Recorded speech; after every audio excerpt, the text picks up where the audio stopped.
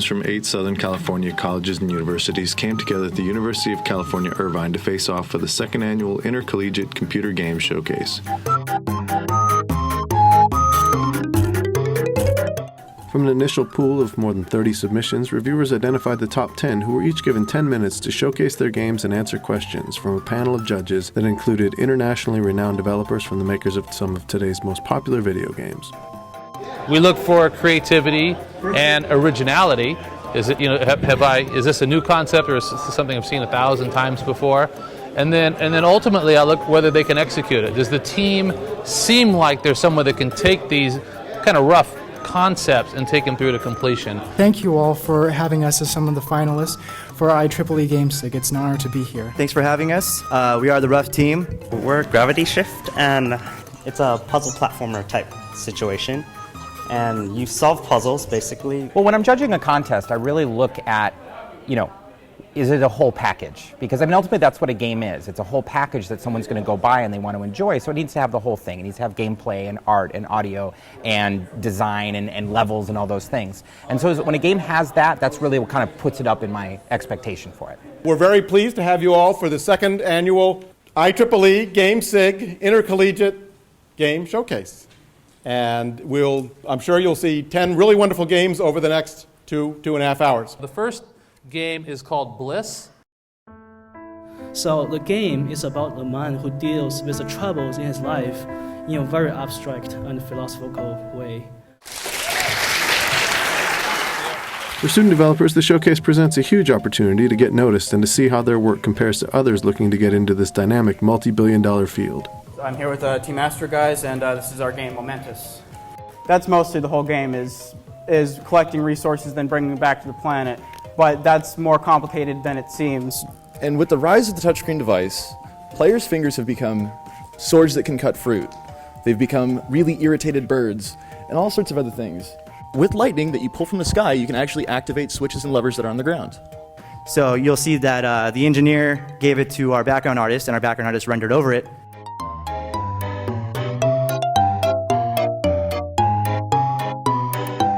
It comes to your ability to be discovered somehow, some way. And so these contests are good because it gives you a chance to show what you can do to some qualified people and get recognized, and then to use that as a platform to play off of that and turn it into something. All right, so show of hands, how many people like RPGs and leveling up, just in period? That's a lot of you. Ever wonder why your character doesn't know that there's experience in the world himself? We thought it was strange too. So we came up with the game The Device, which is a very quirky, self-aware RPG wave-based survival game. So that all sounds kind of strange, but the goal of the game is the evil king here has fought a war against the monster kind to win over all the experience in the land. Because, he wants to level up. He wants to be on the top of the leaderboard there. So the evil king has gotten all the experience, and now the experience is gone from the land. And so your character makes a device, the name of our game, deliberately, and it makes experience. Of course, this, grabs the king's attention, and he chases you with all of his king's knights into the monster-controlled maps. Your goal is to defend the plot device at all costs. Attack monsters and use items like mines and vortexes to help you in your quest. But if things get too hairy, you always have your panic button. Well, at least 3 charges. I'm with the VGDC at UCI, and this team for the device was started here in this club. We met together at a game jam, which is a short iteration. It was a week-long game jam where we crammed and crammed and crammed to get the game ready for that thing, and we all liked the process so much that we said, let's do another game. Well, it's great to see today at the GameCon, it was the enthusiasm of all the students and how much effort they've really put into these games.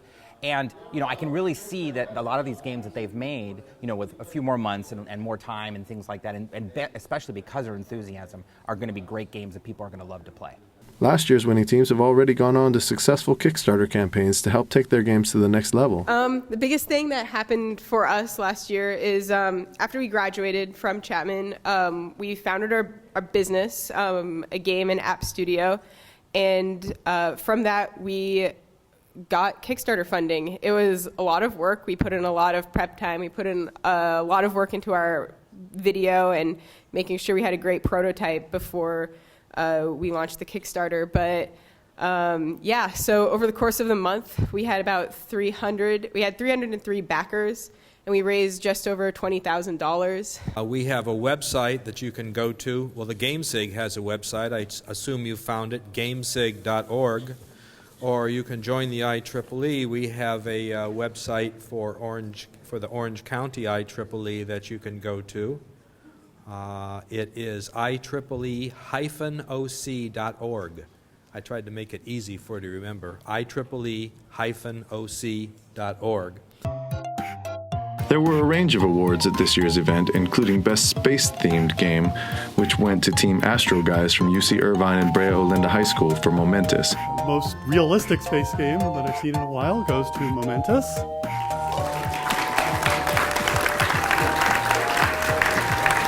And Best Sound and Music, which went to Bliss by developer Marcus Oimark from Stockholm University and artist Philip Zhang of Laguna College of Art and Design.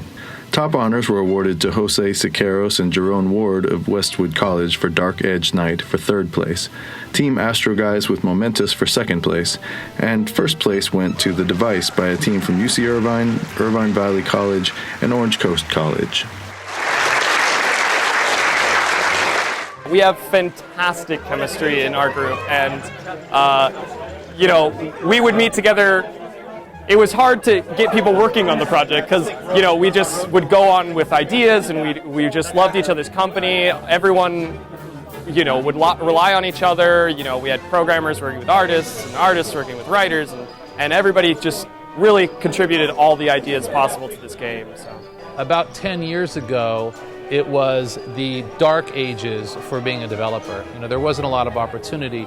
There was no Flash game websites, there wasn't Steam, there wasn't digital distribution, there wasn't the iPhone or the iPad, there was none of those things. And so that's obviously big in play now. So there's a lot of opportunity for both mid-sized companies, and we're a company, 25 people. We're not a large company, but we're mid-sized compared to the 3 people. And then you put Kickstarter on top of it, where you can do crowdfunding and get money directly from the consumers to help you fund your dream. You put those two together, that's just something that didn't happen before. The showcase ended with a game demo and job fair at which prospective game developers were encouraged to bring their resumes and rub elbows with industry players. Momentum plays a lot about in space, and then we wanted to put in some realism about the mechanics. So we have your hull integrity and your fuel, so you have to play around with this, and also we wanted to make the game feel very exploration oriented. All members of the winning teams were given 1-year memberships in the IEEE Computer Society, as well as 500-gigabyte hard drives from Western Digital. Next year's Intercollegiate Games Showcase will be held at Cal State University Fullerton. To keep up on submission deadlines, visit the IEEE GameSig website at www.gamesig.org. Cal State University Fullerton. To keep up on submission deadlines, visit the IEEE GameSig website at www.gamesig.org.